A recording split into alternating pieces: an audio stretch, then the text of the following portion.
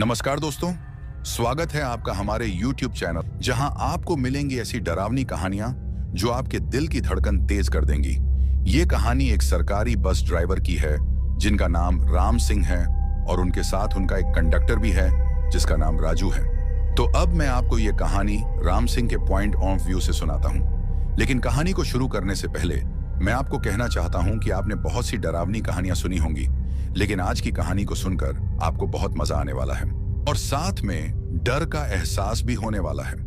और अगर आप इस चैनल पर पहली बार आए हैं तो चैनल को सब्सक्राइब जरूर करें ताकि आप हमारी इस फैमिली का हिस्सा बन सकें और आने वाली वीडियो आप तक आसानी से पहुंच जाएगी। तो ज्यादा समय न लेते हुए जल्दी से अपनी कहानी को शुरू करते हैं। दोस्तों, मेरा नाम राम सिंह है और मैं एक सरकारी बस ड्राइवर हूं। मुझे बस चलाते हुए लगभग 20 साल से ज्यादा हो गए हैं और इन 20 सालों में मुझे बस चलाने का काफी अच्छा अनुभव हो गया है। मैंने इन 20 सालों में न जाने कितने रूट्स पर बस चलाई है और हर तरह के रास्तों पर बस को संभालते हुए खुद को साबित भी किया है। मेरे साथ एक कंडक्टर भी है जिसका नाम राजू है। राजू एक होशियार और ईमानदार इंसान है। मैं पहले किसी और रूट पर बस चलाता था, लेकिन इस बार मेरा ट्रांसफर उत्तर प्रदेश के एक नए रूट पर हुआ। ये नया रूट कुछ खास था। मुझे अब लखनऊ से होते हुए एक गांव की ओर बस ले जानी थी। उस गांव का नाम कुशनपुर था।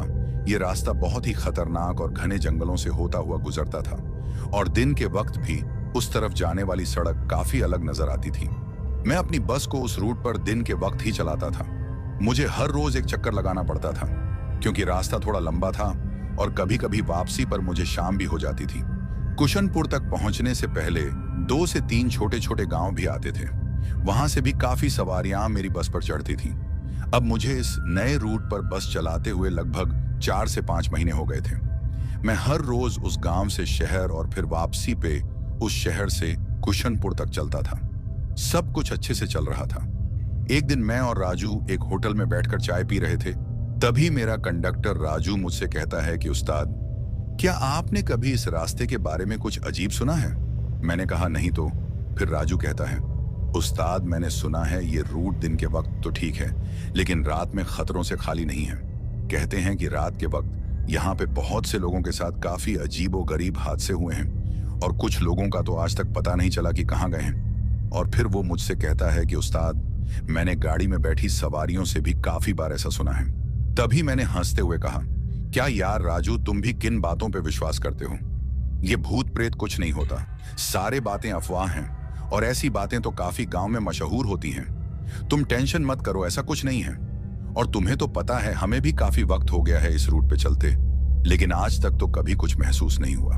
तभी राजू कहता है, लेकिन उस्ताद रात के वक्त तो नहीं चले ना हम इस रूट पे। तो मैं उससे कहता हूं कि तुम भी किन बातों को पकड़ के बैठे हो, इन बातों का कोई मतलब ही नहीं है। और रही रात की बात तो कभी ना कभी वो भी देख लेंगे। फिर मैंने राजू से कहा, इन बातों को छोड़ो और अपने काम पर ध्यान दो। उसके बाद हम हर रोज की तरह उस रूट पर डेली चलते रहे। दरअसल मैं भूत प्रेत पे विश्वास नहीं करता था, लेकिन मुझे इस बात का पता भी नहीं था कि आने वाले कुछ दिनों में मेरे साथ क्या होने वाला है। अब सब कुछ अच्छे से चल ही रहा था कि फिर वो दिन आ जाता है जिस दिन हमारे साथ वो घटना हुई थी। उस रात को मैं कभी भी नहीं भूल सकता। वो मंजर आज भी मेरी आंखों के सामने एक बुरे सपने की तरह आ जाता है और मेरे रोंगटे आज भी खड़े हो जाते हैं। दरअसल मैं अपनी बस को लेकर रोज की तरह कुशनपुर से शहर की तरफ लाता हूं और फिर कुछ समय के बाद हमारी बस शहर पहुंच जाती है। अब शहर में पहुंचते ही मैं अपने कंडक्टर राजू से कहता हूं, राजू, आज हम बस का काम करवा लेते हैं। इसके इंजन में कुछ प्रॉब्लम आ रही है और काफी दिनों से मैं ये बात नोटिस भी कर रहा था कि बस में कुछ प्रॉब्लम आ रही है, लेकिन मैं हमेशा सोचता था कि किसी दिन इसका काम करवा लूंगा, लेकिन मुझे टाइम ही नहीं मिलता था। लेकिन आज हमारे पास वक्त भी है और हम जल्दी से अपनी बस का काम करवा के वापस भी आ जाएंगे ताकि हम जल्दी से सवारियां लेकर गांव की तरफ निकल जाएं। मेरी बात सुनकर मेरा कंडक्टर भी मान जाता है और कहता है, ठीक है उस्ताद, आज बस का काम करवा लेते हैं। आप लोगों को तो पता ही होगा कि सरकारी बसों की हालत क्या होती है। गाड़ी के पार्ट्स से लेकर पूरी बॉडी तक हर चीज को कभी न कभी रिपेयर की जरूरत पड़ती ही है। उसके बाद मैं और मेरा कंडक्टर बस को लेकर मैकेनिक के पास पहुंच जाते हैं ताकि इंजन की प्रॉब्लम को ठीक करवा सकें और आगे के सफर में कोई भी दिक्कत ना हो। मैकेनिक की वर्कशॉप पर पहुंचते ही हमने देखा कि वहां काफी गाड़ियां पहले से ही लाइन में लगी हुई थीं। लग रहा था कि आज मैकेनिक के पास काम काफी ज्यादा था। राजू ने थोड़ी बेचैनी से कहा, उस्ताद, लगता है आज हमें काफी देर लग जाएगी। मैंने उससे तसल्ली देते हुए कहा, कोई बात नहीं राजू, बस का काम जरूरी है, वरना कल हमें और ज्यादा दिक्कत हो सकती है। फिर हम दोनों ने मैकेनिक से बात की और उन्हें बस के इंजन की प्रॉब्लम बताई। फिर उसने हमें वेट करने को कहा और हम दोनों वहां बैठकर अपनी बस के रिपेयर होने का इंतजार करने लगे। कुछ समय के बाद मैकेनिक अपना काम शुरू कर चुका था, लेकिन जैसे जैसे समय बीतता गया हम दोनों को लगने लगा कि आज कुछ ज्यादा ही देर लगने वाली है। राजू ने बेचैन होकर कहा, उस्ताद, लगता है आज की रात यहीं गुजारनी पड़ेगी। मैंने उसे तसल्ली देते हुए कहा, राजू, थोड़ा और इंतजार कर लेते हैं, मैकेनिक अपना काम कर रहा है, बस थोड़ा और वक्त लगेगा। लगभग 2 घंटे बाद मैकेनिक ने हमें इशारा किया कि बस का काम हो गया है।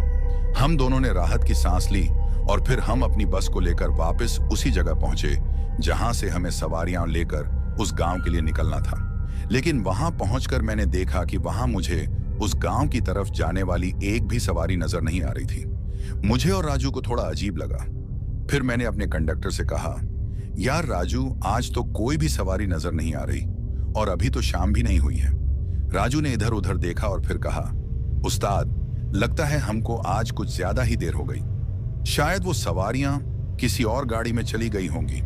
फिर मैंने सोचा कि राजू ठीक कह रहा है, हो सकता है कि वो किसी और ही गाड़ी में चली गई हों, क्योंकि उन लोगों को क्या पता था कि हम बस का काम करवाने गए हैं और वो हमारा इंतजार आखिर क्यों करते। मैंने इस बात को नजरअंदाज करते हुए बस स्टार्ट की और कुशनपुर के लिए निकलने की तैयारी करने लगा। लेकिन जैसे ही मैंने बस स्टार्ट की और थोड़ा आगे बढ़ा, तभी राजू मुझसे कहने लगा, उस्ताद, आज हम एक काम करते हैं, हम दोनों यहीं रुक जाते हैं और किसी होटल में जाकर आराम करते हैं। वैसे भी हमें अब काफी देर हो गई है और रात को उस रास्ते पर जाना थोड़ा रिस्की हो सकता है। काश मैंने उस दिन अपने कंडक्टर की वो बात मान ली होती तो शायद वो हादसा हमारे साथ कभी ना होता।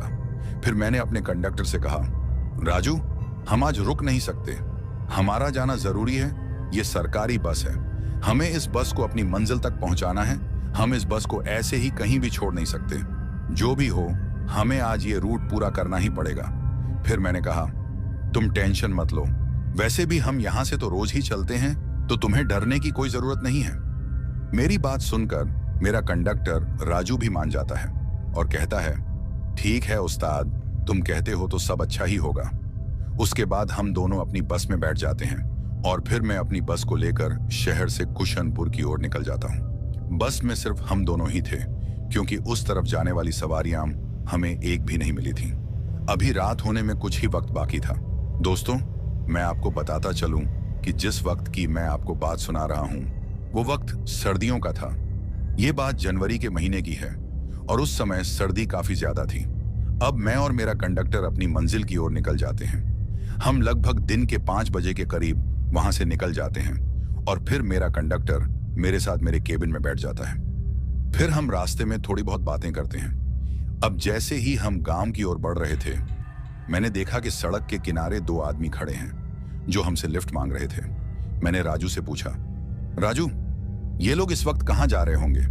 ये हमसे लिफ्ट मांग रहे हैं, क्या बोलते हो, बस रोक कर इन्हें लिफ्ट दे दी जाए या नहीं? राजू ने थोड़ी देर सोचा और कहा, उस्ताद, अभी तो रात भी नहीं हुई है, तो कोई बात नहीं, चढ़ा लेते हैं, कम से कम हम दोनों के अलावा ये भी होंगे बस में। उसकी बात सुनकर मैंने मुस्कुराते हुए कहा, क्या यार राजू, तुम अभी भी रात को लेकर डरे हुए हो, कुछ नहीं होगा। लेकिन तभी राजू ने बेचैन होकर कहा, उस्ताद, आज मुझे कुछ अजीब लग रहा है और ऐसा एहसास मैंने पहले कभी नहीं किया। फिर मैंने उसे हिम्मत देते हुए कहा, तुम चिंता मत करो, कुछ नहीं होगा, सब ठीक होगा, तुम देखना। फिर मैंने बस रोकी और उन दोनों आदमियों को लिफ्ट दे दी। अब वो दोनों आदमी पीछे सीटों पर जाकर बैठ गए और फिर हमने अपनी बस को आगे बढ़ा लिया। अब रात पूरी तरह से ढल चुकी थी और अंधेरा गहराने लगा था। बस की हेडलाइट्स सड़क पर चमक रही थीं, लेकिन उनके अलावा दूर दूर तक कोई रोशनी नहीं थी। चारों तरफ घना जंगल था, जो अब और भी डरावना लगने लगा था। हमारी बस उस सुनसान सड़क पर आगे बढ़ रही थी और रात की सर्द हवा के साथ साथ एक अजीब सा सन्नाटा भी माहौल पर छा गया था। न सड़क पर कोई गाड़ी, न कोई पैदल चलने वाला और न ही किसी जानवर की कोई आवाज। सब कुछ जैसे थम सा गया था। रास्ता जैसे जैसे आगे बढ़ता जा रहा था, अंधेरा और भी गहरा होता जा रहा था। चारों तरफ सिर्फ हमारी बस की हेडलाइट्स की रोशनी थी, जो सड़क को थोड़ा बहुत दिखा रही थी। सड़क के दोनों ओर घना जंगल खामोशी से खड़ा था, जैसे वो भी हमारी हर हरकत को देख रहा हो। अब कुछ देर बस चलाने के बाद मैंने देखा कि सड़क के किनारे 3 लोग खड़े हैं। एक आदमी, एक औरत और उनके साथ एक छोटी सी लड़की, जिसकी उम्र लगभग 5 से 7 साल के बीच होगी। वो तीनों हमारी तरफ इशारा कर रहे थे, जैसे हमसे लिफ्ट मांग रहे हों। उनकी हालत देखकर ऐसा लग रहा था कि उन्हें मदद की जरूरत है। मैंने बस की रफ्तार धीमी की और राजू से पूछा, राजू, सामने ये लोग हमसे लिफ्ट मांग रहे हैं, क्या कहते हो? इन्हें लिफ्ट दे दी जाए या नहीं? राजू ने उन लोगों की तरफ गौर से देखा, फिर थोड़ा हैरानी से कहा, बड़ी अजीब बात है उस्ताद, इतनी रात को ये लोग इस जंगल के बीचों बीच सड़क पर क्या कर रहे होंगे? मैंने भी उनकी हालत पर गौर किया। उस औरत ने घूंघट डाल रखा था और वो आदमी अपनी जगह एकदम सीधा खड़ा था। उनके साथ वो छोटी सी बच्ची अपनी मां का हाथ पकड़े खड़ी थी। उसकी मासूम आंखें हमारी बस की तरफ टकटकी लगाए हुए थी। राजू ने उस बच्ची की तरफ देखते हुए कहा, उस्ताद, इनके साथ ये छोटी सी बच्ची भी है, शायद इन्हें सच में मदद की जरूरत होगी। उसकी बात में एक नरमी थी और उस मासूम बच्ची की तरफ देखकर मुझे भी उस पर तरस आने लगा। मैंने राजू की ओर देखा और कहा, ठीक है राजू, शायद हमें इन्हें लिफ्ट दे देनी चाहिए। उसके बाद मैंने अपनी बस को रोक लिया। अब वो तीनों हमारी बस की तरफ आने लगते हैं। जैसे ही वो हमारी बस के दरवाजे के पास पहुंचे, तभी मेरा कंडक्टर राजू उनसे कहता है कि आप लोगों को कहां जाना है। उनमें से वो आदमी राजू से कहता है कि हमें आगे जो गांव है वहां तक जाना है, हमारी गाड़ी खराब हो गई है और हम यहां फंस गए हैं। राजू ने उनकी हालत को देखते हुए कहा, ठीक है, आप लोग चढ़ जाइए, लेकिन इतनी रात में इस सुनसान जगह पर कैसे फंसे? आदमी ने एक गहरी सांस ली और बस में चढ़ते हुए बोला, हमने भी सोचा नहीं था कि यहाँ इतनी मुश्किल हो जाएगी। बच्ची को ठंड लग रही है, इसलिए जल्दी घर पहुंचना जरूरी है। औरत ने अब भी अपना घूंघट नहीं हटाया था और बच्ची अपनी मां का हाथ कसकर पकड़े हुए थी। फिर राजू ने उन्हें बस में बैठने का इशारा किया। अब वो तीनों धीरे से बस की पिछली सीटों पर जाकर बैठ जाते हैं। फिर राजू बस का दरवाजा बंद करता है और मेरे साथ कैबिन में बैठ जाता है। उसके बाद मैं फिर से बस चलाना शुरू कर देता हूं। अब हम फिर से उस अंधेरी सड़क पर आगे बढ़ने लगे, लेकिन बस के अंदर का माहौल अब पहले से ज्यादा भारी लगने लगा था। उनके गाड़ी में चढ़ने के बाद बस में काफी ज्यादा ठंड हो गई थी। बस के अंदर का माहौल अब कुछ अलग सा लग रहा था। ऐसा लग रहा था जैसे पूरी गाड़ी को किसी ने बर्फ की चादर से ढक दिया हो। राजू ने भी अपनी जैकेट के बटन कसकर बंद कर लिए और मुझे भी अब काफी ज्यादा ठंड लग रही थी। बस के शीशों पर ठंड की धुंध जमा होने लगी थी, जिससे बाहर का नजारा भी धुंधला हो गया। हर सांस के साथ ठंडी हवा का एहसास और भी गहरा होता जा रहा था। गाड़ी के अंदर की ये अजीब सी ठंड हमें बेचैन करने लगी थी। राजू ने मेरी तरफ देखते हुए कहा, उस्ताद, ये ठंड कुछ ज्यादा ही हो गई है। मैंने उसकी तरफ देखा और धीरे से कहा, हाँ यार राजू, ठंड तो कुछ ज्यादा ही हो गई है। अब जैसे जैसे हम आगे की ओर बढ़ रहे थे, ठंड का माहौल उतना ही ज्यादा होता जा रहा था। मुझे बस चलाने में अब काफी दिक्कत हो रही थी। मेरे हाथ सुन्न हो रहे थे। ऐसा लग रहा था मैं ज्यादा देर बस नहीं चला पाऊंगा। मुझे भी ऐसा एहसास आज तक नहीं हुआ था जैसा एहसास आज हो रहा था। अब हमारी बस जंगल के बीचों बीच उस सुनसान सड़क पर चल रही थी। कुशनपुर का रास्ता अभी भी 2 घंटे दूर था। आसपास किसी भी तरह की आवाज नहीं थी। सिर्फ हमारी गाड़ी के इंजन की गड़गड़ाहट और टायरों की हल्की आवाज सुनाई दे रही थी, जो उस गहरी रात के सन्नाटे को तोड़ने की कोशिश कर रही थी। रास्ते के दोनों ओर सिर्फ घना जंगल और पेड़ों के साए दिखाई दे रहे थे, मानो वो भी हमारी गाड़ी के साथ चलते हुए हमें देख रहे हों। अब जैसे ही हम कुछ आगे बढ़े, अचानक से बस के अंदर की लाइटें टिमटिमाने लगीं। मैंने और राजू ने एक दूसरे की तरफ देखा और हमें समझ में नहीं आ रहा था कि ये क्या हो रहा है। तभी अचानक बस को जोर जोर से झटके लगने लगे। ऐसा लग रहा था जैसे कोई बस को पीछे से धक्का दे रहा हो। अभी मैं कुछ समझ पाता, उससे पहले ही हमारी बस सड़क के बीचों बीच रुक गई। फिर हमारी बस की हेडलाइट्स भी ऑफ हो गईं, जिसकी वजह से अब हमें बस के सामने की तरफ कुछ भी दिखाई नहीं दे रहा था। बस में अब अंधेरा इतना ज्यादा हो गया था कि मैं और मेरा कंडक्टर राजू एक दूसरे को देख भी नहीं पा रहे थे। उसके बाद राजू ने अपनी जेब से मोबाइल निकाला और उसकी फ्लैशलाइट ऑन करके मेरी तरफ किया। अब राजू ने डर के मारे मेरी तरफ देखा और बोला, उस्ताद, ये सब क्या हो रहा है? ऐसा तो पहले कभी नहीं हुआ। मैंने भी घबराहट में उसे देखा, लेकिन खुद को संभालते हुए कहा, शायद बस में कोई तकनीकी खराबी आ गई है जिसकी वजह से ये सब हुआ है। लेकिन हैरानी की बात तो ये है राजू कि आज ही तो हमने बस के इंजन का काम कराया था और अच्छे से बस की सर्विस भी करवाई थी। फिर ये सब कैसे हो गया, कुछ समझ नहीं आ रहा है। लेकिन तुम चिंता मत करो, मैं देखता हूं कि आखिर बस में क्या समस्या हुई है। ऐसा कहकर मैं अपनी सीट के पीछे से एक बैग निकालता हूं जो मेरा होता है, और उसमें एक टॉर्च होती है जिसे मैं हमेशा साथ रखता हूं ताकि कभी उसकी जरूरत पड़े तो काम आ जाए, और शायद आज मुझे उसकी जरूरत है। फिर मैं उस टॉर्च की लाइट ऑन करता हूं और अपनी बस से बाहर जाने की कोशिश करता हूं। अब मैं जैसे ही बस के बाहर जाने की कोशिश करता हूं, तभी मेरा कंडक्टर राजू मुझसे कहता है, उस्ताद, बाहर मत जाओ। तो मैं उससे कहता हूं, क्यों राजू, तुम ऐसा क्यों बोल रहे हो? तो वो मुझसे कहता है, उस्ताद, इस सुनसान सड़क पर बाहर निकलना खतरे से खाली नहीं है। जो भी आज तक मैंने इस रास्ते के बारे में सुना है, उसमें सारे हादसे रात के वक्त ही हुए हैं। इसलिए उस्ताद, मैं आपको मना कर रहा हूं। उसकी बात सुनकर मैं उससे कहता हूं, राजू यार, तुम फिर से वही बातें पकड़ कर बैठे हो।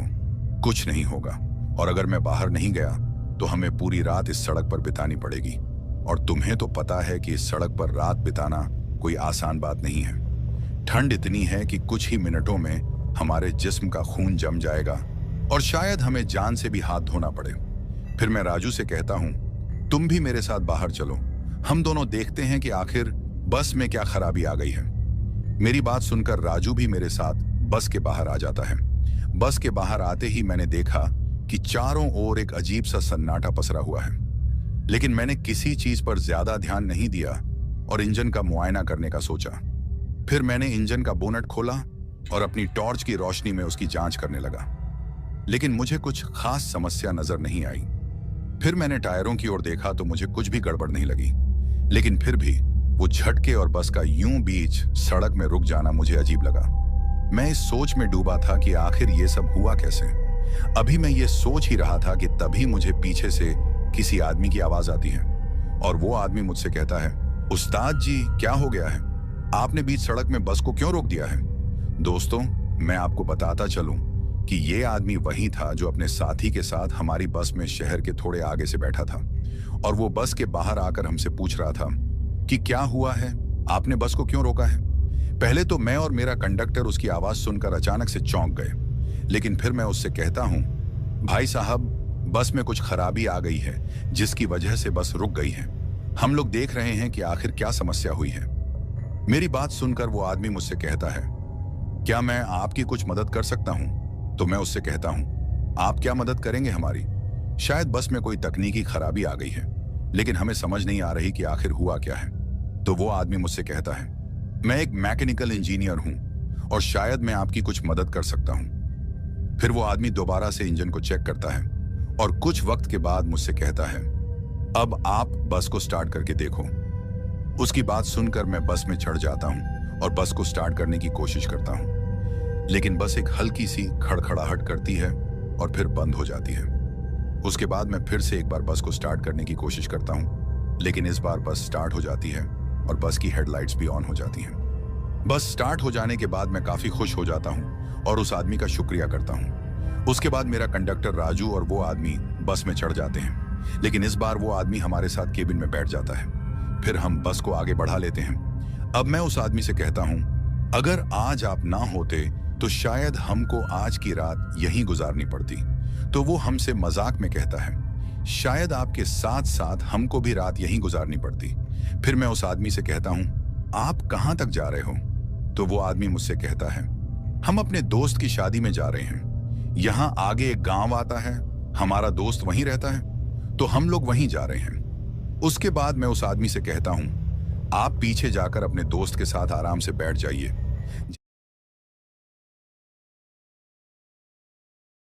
जैसे ही वो गांव आएगा मैं आपको बता दूंगा। मेरी बात सुनकर वो आदमी मुझसे कहता है, मेरा साथी तो पीछे सीट पर आराम कर रहा है और मैं भी उसके साथ बैठकर आराम ही कर रहा था, लेकिन बस को अचानक से रुकता देख मेरी नींद टूट गई और फिर मैं जाग गया। वैसे भी मैं काफी देर से आराम करके थक गया हूं, तो सोचा क्यों ना आप लोगों के साथ आगे केबिन में बैठकर बातें कर ली जाएं। फिर वो आदमी हमारे साथ हमारे केबिन में ही रहा और हम तीनों बातें करने लगे। जिस गांव में उस आदमी को जाना था वो गांव अभी भी 7 से 8 किलोमीटर की दूरी पर था। हमें लग रहा था कि सब कुछ नॉर्मल हो गया है, लेकिन शायद हमें इस बात का पता ही नहीं था कि आगे चलकर हमारे साथ जो होने वाला है उसकी शायद हमने कभी कल्पना भी नहीं की थी। अभी हम कैबिन में बातें कर ही रहे थे कि अचानक मेरा कंडक्टर राजू मुझसे कहता है कि उस्ताद, मैं पीछे की सवारियों की टिकट काट कर आता हूं और उनसे पूछता हूं कि उन लोगों को कहां तक जाना है। दोस्तों, आपको बताता चलूं कि मेरा कंडक्टर उन 3 सवारियों की बात कर रहा है जिनको हमने थोड़ी देर पहले अपनी बस में लिफ्ट दी थी, जिनमें एक आदमी, एक वो घूंघट वाली औरत थी और साथ में उनकी वो छोटी सी लड़की जो बस के आखिरी सीटों पर जाकर बैठे थे। उसके बाद मेरा कंडक्टर राजू कैबिन से उठकर पीछे की ओर जाने की कोशिश करता है, लेकिन जैसे ही राजू कैबिन के दरवाजे से बाहर अपना कदम रखता है वो उसी जगह रुक जाता है और डर के मारे कांप जाता है। उसके बाद वो अपने आप को कैबिन की ओर धकेलता है। उसको ऐसा करते हुए मैं देख लेता हूं। तभी मैं अपने कंडक्टर से पूछता हूं, राजू, तुम वापस क्यों आ गए? लेकिन उसने मेरी बात का कोई भी जवाब नहीं दिया, बस डर के मारे कांप रहा होता है। उसके मुंह से शब्द ही नहीं निकल रहे थे। ऐसा लग रहा था जैसे वो कुछ बोलने की कोशिश तो कर रहा है लेकिन बोल नहीं पा रहा। उसको ऐसे देखकर मैं भी परेशान हो जाता हूं। मेरे बार बार पूछने पर भी वो एक मूर्ति की तरह खड़ा होकर बस के पीछे की तरफ ही देख रहा था। अब मेरे साथ वाला आदमी भी मेरे कंडक्टर से पूछता है, भाई साहब, आपको क्या हो गया है? आप कुछ बोल क्यों नहीं रहे? उसकी बात सुनकर मेरा कंडक्टर राजू अपनी उंगली से बस के पीछे की तरफ इशारा करता है। उसके इशारा करते ही वो आदमी भी अब खड़ा हो जाता है और फिर वो भी केबिन से पीछे की ओर जाने की कोशिश करता है। अब जैसे ही वो पीछे की ओर जाने की कोशिश करता है उसका भी वही हाल हो जाता है जो मेरे कंडक्टर राजू का हुआ था। मतलब कि वो भी डर के मारे कांप जाता है और एकदम से केबिन में भागकर मेरी सीट को कसकर पकड़ लेता है। उसको ऐसा करते देख मैं उससे पूछता हूं, भाई साहब, आखिर ऐसा क्या देख लिया है आप दोनों ने जो आप दोनों ही डर के मारे कांप रहे हो? लेकिन मेरे बार बार पूछने पर भी उस आदमी ने कोई जवाब नहीं दिया। उन दोनों की ऐसी हालत देखकर मैं भी थोड़ा सा घबरा जाता हूं और सोचता हूं कि आखिर ऐसा इन्होंने क्या देख लिया है जो इन दोनों की ऐसी हालत हो गई है। अब मैं उन दोनों से कहता हूं कि आप लोग मेरे बार बार पूछने पर भी कुछ नहीं बोल रहे हो ना, तो कोई बात नहीं, मैं खुद ही बस को साइड में रोक कर देखता हूं कि आखिर ऐसा क्या है पीछे जिसे देखकर आप लोगों की ये हालत हो गई है। अभी मैंने ऐसा बोला ही था कि राजू थोड़ी हिम्मत करके मुझसे कहता है कि उस्ताद, ऐसी गलती भूलकर भी मत करना। अगर आपने बस को रोक दिया तो शायद हम तीनों इसी वक्त मारे जाएंगे। हो सकता है कि बस चलते रहने से भी हम बच न सकें, लेकिन कुछ मिनट तक हमारी जिंदगी बच जाएगी। फिर मैं राजू से कहता हूं कि आखिर बताओगे भी कि हुआ क्या है? तो राजू डर के मारे हकलाते हुए मुझसे कहता है कि उस्ताद, पीछे जो 3 आदमी हैं वो इंसान नहीं है। उसकी ये बात सुनकर मैं राजू से कहता हूं कि तुम पागल हो गए हो, इंसान नहीं तो कौन है वो? मेरे ऐसा पूछते ही मेरी सीट को कसकर जिस आदमी ने पकड़ा हुआ था, जो हमारे साथ केबिन में बैठा हुआ था, वो आदमी भी डरते हुए मुझसे कहता है कि भाई साहब, आपका कंडक्टर ठीक बोल रहा है, वो तीनों इंसान नहीं हैं, बल्कि कोई प्रेत हैं। उसकी ये बात सुनकर अब मैं भी बहुत ज्यादा डर गया था और मेरे दिल की धड़कन तेज हो गई थी। फिर मेरे कंडक्टर राजू ने मुझसे कहा, उस्ताद, जैसे ही मैं पीछे की ओर टिकट काटने के लिए जा ही रहा था, मैंने देखा कि उन तीनों सवारियों का रूप बदल चुका था और वो तीनों ही इतने भयानक लग रहे थे कि उन्हें देखकर मेरी रूह कांप उठी और मैं थर थर कांपने लग गया। वो आदमी जो पहले एक सामान्य सा इंसान लग रहा था, अब एक भूतिया आकृति में बदल चुका था। उसका पूरा शरीर जलकर काला हो चुका था। ऐसा लग रहा था जैसे वो किसी आग में झुलस कर निकला हो। उसकी आंखें पूरी तरह से सफेद हो गई थीं, जैसे उसमें कोई अजीब सी आत्मा समा गई हो। और जो औरत उस आदमी के साथ हमारी बस में चढ़ी थी, उस औरत ने अब अपना घूंघट उठा लिया था। उसके लंबे डरावने बाल हवा में लहराते हुए खौफनाक माहौल बना रहे थे। वो औरत उस आदमी से भी ज्यादा भयानक नजर आ रही थी। उस्ताद, उसकी तो आंखें ही नहीं थीं। आंखों की जगह खाली गड्ढे नजर आ रहे थे और उसका चेहरा पूरी तरह से कटा फटा और विकृत दिखाई दे रहा था। उसके हाथों के नाखून बेहद लंबे और तीखे थे। उसकी बड़ी बड़ी दांतों की धार जो होंठों से बाहर झांक रही थी, उन पर खून भी लगा हुआ था। उस्ताद, इतना ही नहीं, और भी सुनिए। वो जो छोटी सी मासूम दिखने वाली बच्ची थी ना, जिसे देखकर हम दोनों का दिल पिघल गया था, वो भी अब एक छोटे से प्रेत के रूप में बदल चुकी है। वो तीनों मिलकर एक आदमी को नोच नोच कर खा रहे हैं। उस्ताद, ये वही आदमी है जो इन भाई साहब के साथ हमारी बस में चढ़ा था। उस आदमी का सीना पूरी तरह से फट चुका था और उसके शरीर के अंगों को वो औरत, जो अब एक चुड़ैल बन चुकी थी, और वो आदमी दोनों मिलकर खा रहे थे। वो छोटी सी लड़की, जो अब एक छोटे से प्रेत में बदल चुकी थी, उस आदमी का गला फाड़कर उसका खून पी रही थी। उस्ताद, ऐसा डरावना नजारा देखकर किसी की भी रूह कांप जाएगी। मैं खुद को संभाल नहीं पा रहा हूं और डर के मारे कांप रहा हूं। और इतना तो मुझे पता है कि आज हम सब खत्म हैं। अगर आपने बस को रोक दिया तो उन तीनों को पता चल जाएगा कि हमें उनकी सच्चाई का पता लग चुका है और फिर वो हमें उसी वक्त मार डालेंगे। राजू की ये बातें सुनकर मेरी हालत और खराब हो जाती है। मेरे दिल की धड़कन तेज हो जाती है और मैं डर के मारे कांपने लगता हूँ। इतनी ठंड में भी मेरे माथे पर पसीना आ जाता है। मुझे समझ नहीं आ रहा था कि हम आखिर बचें तो कैसे। तभी हमारे साथ बैठा आदमी अचानक फूट फूट कर रोने लगता है।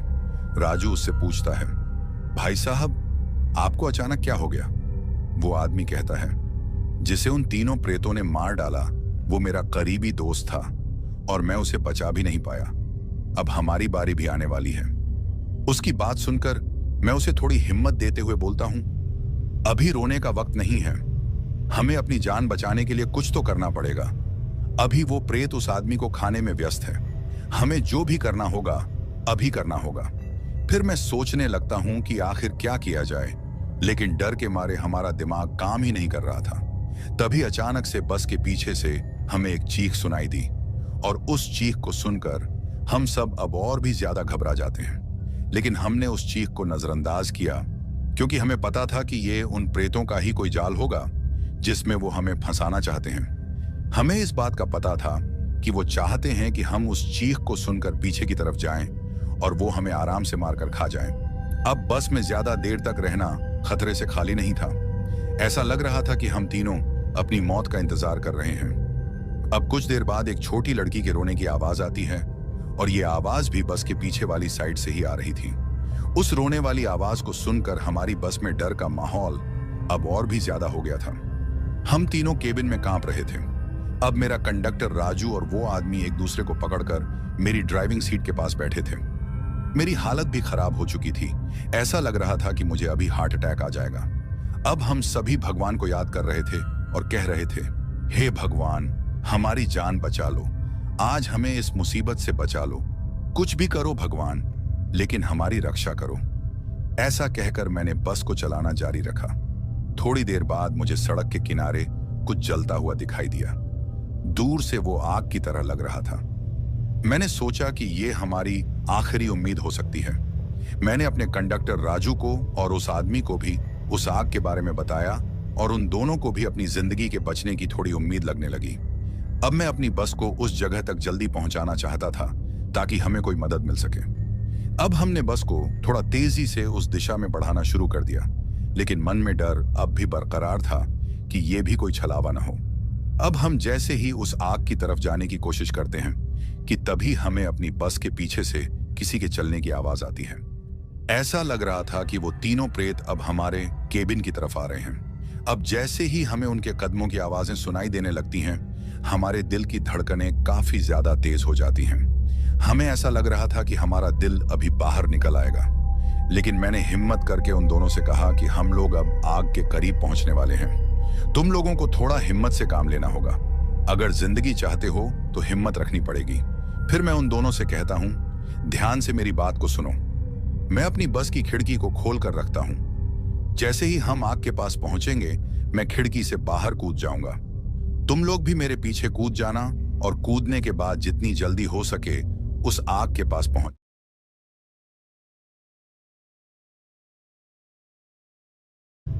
अगर हम में से कोई भी आग के पास नहीं पहुंच पाया तो फिर याद रखना कि जो हाल हमारी बस में उस आदमी का हुआ है वही हाल हमारा होगा, और फिर हमें उन प्रेतों से कोई भी बचा नहीं सकता।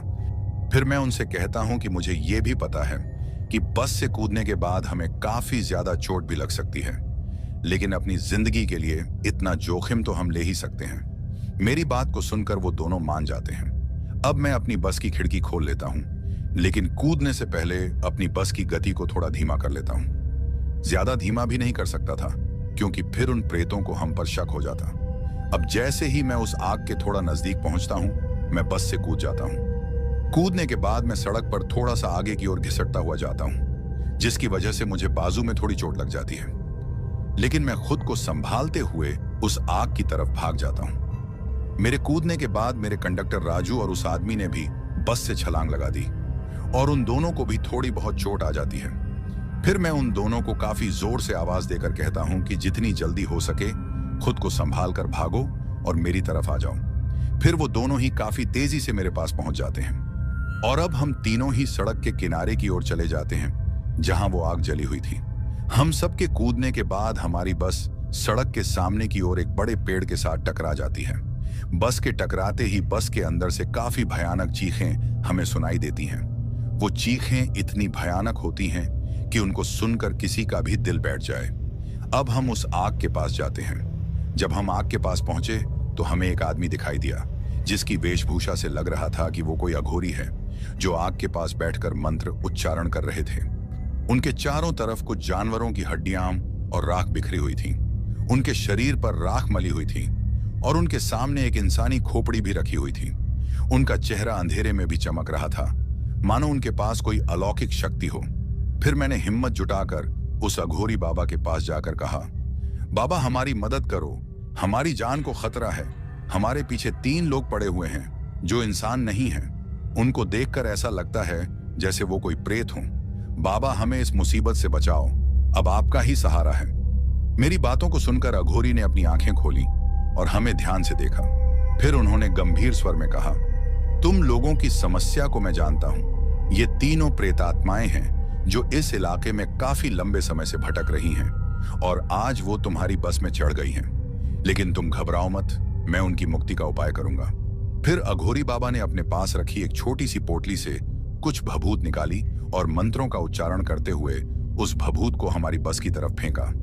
उसके बाद उस अघोरी ने एक लकीर को हमारे चारों तरफ खींच दिया और फिर हमें आदेश दिया कि हम उस लकीर से बने घेरे में ही रहें। फिर उन्होंने हमें कहा कि चाहे कुछ भी हो जाए, इस घेरे से बाहर अपने कदम मत रखना। उसके बाद वो अघोरी बस के पास जाने की कोशिश करता है, लेकिन जाते जाते हमसे फिर से कहता है कि चाहे कुछ भी हो जाए, गलती से भी इस घेरे के बाहर मत आना। अगर तुम लोगों में से किसी ने भी इस घेरे को पार कर लिया, फिर मैं भी उस आदमी की कोई मदद नहीं कर सकूंगा। उसके ऐसा कहने के बाद वो अघोरी बस की तरफ चला जाता है। उसके बाद वो उस बस की तरफ दोबारा से भभूत को फेंकता है और जोर जोर से मंत्र पढ़ने लग जाता है। अब उसके ऐसा करने से बस के अंदर से अजीबोगरीब चीखें सुनाई देने लग जाती हैं। उन चीखों को सुनकर ऐसा लग रहा था जैसे मानो उन प्रेत आत्माओं को बाबा के मंत्रों से तकलीफ हो रही हो। अब अचानक से काफी तेज हवा चलने लगती है और उस हवा की वजह से हम लोगों को काफी तेज धक्के लग रहे थे, लेकिन हम लोगों ने खुद को संभाले हुए रखा और एक बात को दिमाग में रख लिया था कि अगर इस बाबा के घेरे से बाहर हम निकल गए तो फिर हमें कोई भी नहीं बचा सकता। हम तीनों ने खुद को काफी हिम्मत से उस घेरे में बनाए रखा था। अब थोड़े समय के बाद बस में से उन चीखों का निकलना बंद हो जाता है और फिर धीरे धीरे वो तेज हवा भी बंद हो जाती है। अब अघोरी बाबा ने भी अपने मंत्र उच्चारण बंद कर दिए थे। फिर कुछ वक्त बाद वो अघोरी हमारे पास आता है और फिर हमसे कहता है कि अब तुम लोगों को डरने की कोई जरूरत नहीं है। वो प्रेत आत्माएं अब मुक्त हो चुकी हैं। अब तुम सब सुरक्षित हो। फिर हम सब ने उस अघोरी बाबा का धन्यवाद किया। उसके बाद हम उस घेरे से बाहर आ जाते हैं। फिर मैं उस अघोरी बाबा से कहता हूं कि बाबा, आज आपकी वजह से हम सब बच पाए। अगर आज आप हम लोगों की मदद न करते तो शायद वो प्रेत आत्माएं हमें मारकर खा जाती। मेरी बात सुनकर वो अघोरी मुझसे कहता है कि मारने वाले से बचाने वाला बड़ा होता है और तुम सब पर महादेव का आशीर्वाद था जो मैं तुमको यहां पर दिखा। तुमको मैंने नहीं बल्कि महादेव ने बचाया है। उसके ऐसा कहने के बाद वो हमें आगे बढ़ने का इशारा करता है और कहता है कि अब तुम लोग यहां से जल्दी निकल जाओ। उसके बाद हम तीनों अपनी बस की तरफ चले जाते हैं जो कि एक पेड़ के साथ टकराई थी, लेकिन बस सड़क पर ही थी। पेड़ से टकराने की वजह से बस के आगे के शीशे टूट गए थे, लेकिन बस को उतना ज्यादा नुकसान नहीं हुआ था। उसके बाद मैं बस में चढ़ जाता हूँ, बस को स्टार्ट करता हूँ और वो स्टार्ट भी हो जाती है। हालांकि मुझे लगा नहीं था कि हमारी बस स्टार्ट हो जाएगी, लेकिन अच्छी बात यह थी कि बस स्टार्ट हो जाती है। फिर मैं अपनी बस में बैक गियर लगा के बस को पीछे की ओर करता हूँ। उसके बाद मेरा कंडक्टर राजू और वो आदमी भी बस में चढ़ जाते हैं। फिर हम तीनों वहां से निकल जाते हैं, लेकिन निकलने से पहले मैं उस जगह की तरफ देखता हूँ जहां उस अघोरी ने आग जलाई थी। हैरानी की बात तो ये थी कि उस जगह पर ना तो कोई अघोरी दिखाई दिया और ना वो जलती हुई आग। हम तीनों को कुछ समझ नहीं आ रहा था कि वो अघोरी कहां चला गया। लेकिन जो भी हो, आज अगर हम लोग जिंदा हैं तो ये सब उस अघोरी की वजह से है। उसके बाद हम अपनी बस को काफी तेजी से वहां से निकाल कर ले जाते हैं और दोबारा कसम खाते हैं कि चाहे कुछ भी हो जाए उस रास्ते पर कभी भी रात में बस नहीं चलाऊंगा। और फिर कुछ महीनों बाद मैंने अपना ट्रांसफर उस जगह से दूसरी जगह करवा लिया था, लेकिन आज भी उस रात को याद करके मेरी रूह कांप जाती है। तो दोस्तों, कैसी लगी हमारी ये कहानी? अगर आपको ऐसी और भी कहानियां सुननी हैं तो हमारे चैनल को सब्सक्राइब करना बिल्कुल मत भूलिएगा। अब चलते हैं उन दोस्तों की ओर जिन्होंने हमारी पिछली कहानी पर कमेंट करके हमें अपना प्यार और समर्थन दिया। तो चलिए सबसे पहले उनका नाम लेते हैं। पहले हैं जसवीर जम्मू कश्मीर से, सिंह राजपूत उदयपुर राजस्थान से, सचिन हरियाणा से, सुमित जम्मू से और सुहास कर्नाटक से। आप सभी का दिल से धन्यवाद। आपकी प्रतिक्रिया हमें और भी बेहतरीन कहानियां लाने के लिए प्रेरित करती है। तो दोस्तों, अगर आपको भी अपना नाम हमारी अगली वीडियो में सुनना है तो इस वीडियो पर एक प्यारा सा कमेंट करके वीडियो को लाइक करें, शेयर करें और सब्सक्राइब भी करें। साथ ही कमेंट में अपने राज्य का नाम भी लिखें ताकि हमें पता चल सके कि आप हमारी कहानी किस राज्य से सुन रहे हैं।